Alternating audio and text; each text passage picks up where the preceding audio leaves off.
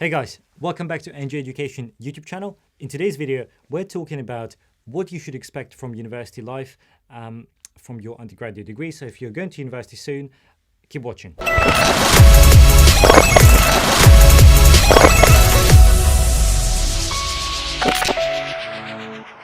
Hey guys, so I'm very pleased to have Cora back with us in the studio. Cora, great to have you here again. Great to see you. Thank you.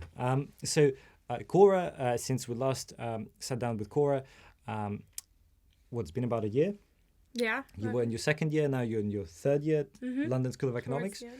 So tell us, did LSE live up to your expectations? Yeah, I have to say it was a really good time, definitely. I learned a lot throughout my time. Obviously, COVID came in right in the middle, so I did miss out a little bit on the sort of normal university experience, but I made a lot of friends, I learned a lot, so no, it was definitely a good time. Cool. And so what are some of the things that incoming university students need to know? Is there a difference? Is it just like schoolwork, but a bit harder, or, what's the difference academically?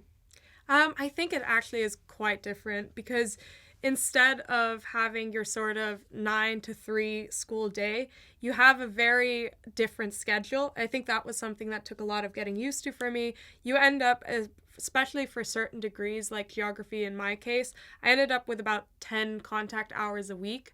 And a lot of it is actually independent study, so doing readings rather than just going to classes throughout the entire day.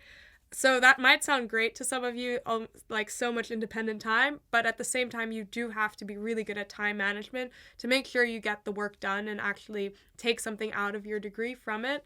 So that involves coming to classes prepared and having done the sort of readings set for the week, and also revising the lecture notes in your own time. I think is very important to sort of get into a habit of managing your time effectively.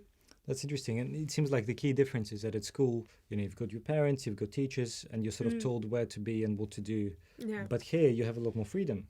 Yeah, that's true. You do have a lot of freedom. But that means that it's really up to you to manage what you're going to do with that time. Obviously, you don't have to be sitting at a desk from 8 to midnight every day. There is a lot more work in some cases, but I do think that if you manage your time effectively, there is enough time to have fun in your university. Obviously, don't go overboard, but balance it so that you can have the various aspects of university life while still learning a lot. Totally. And guys, look, just also, advice from me, and everyone's experience is different, but I don't drink alcohol, or most of the time don't drink alcohol. So when I went to university, alcohol was like a centerpiece of sort of this university, the fabric of university life. It's changing now, but it definitely was the case when I was an undergraduate and first year student back in 2012. Don't feel pressured into something you don't want to do, right? If you value your sleep and sanity and, just want to go to bed at 9:30, wake up at 7 and smash your day, that's okay, right? And if you surround yourself by people who make you feel uncomfortable about it or, make you feel inadequate, you probably do not need those, friends in your life, right? So university is a big place. There are people who share the same values as you do. And it can take time to find your buddies, to find your friends, the people who you click with. So don't just assume that your next in your halls the guys you live next to are going to be your friends for the next 4 years. Yeah, that's definitely true. Yeah.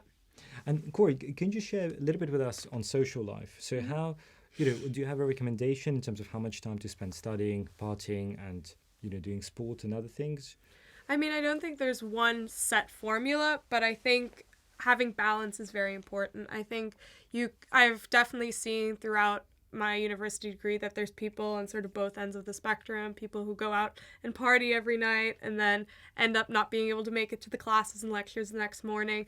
But then also on the other end, you have people who just sit at their desk and study and study and study and really work towards getting that first, like, at all costs.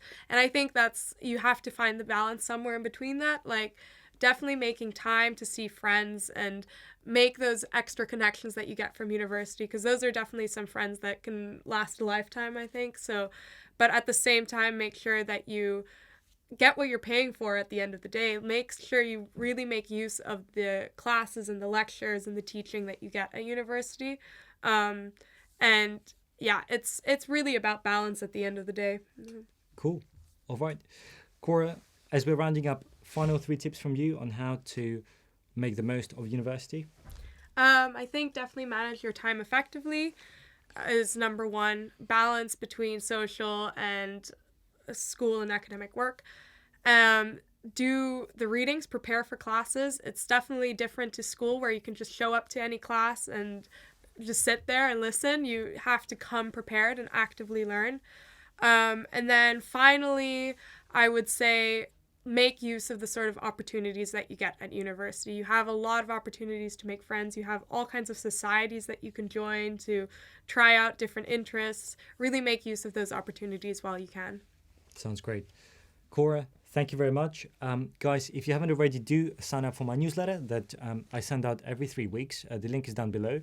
In that newsletter, Cora, myself, and our other colleagues compile some of the best CV building opportunities and our tips and tricks on university admissions and CV building. So if you're thinking about going to university, it will definitely be useful to you. So do check it out. Please like and subscribe because the more subscribers we have, the more people can see this, and we really invest a lot of time into this YouTube channel. But for now, thank you very much. Cora, thank you. Yeah, thank you very much. Good to see you, and all the best, guys. Take care.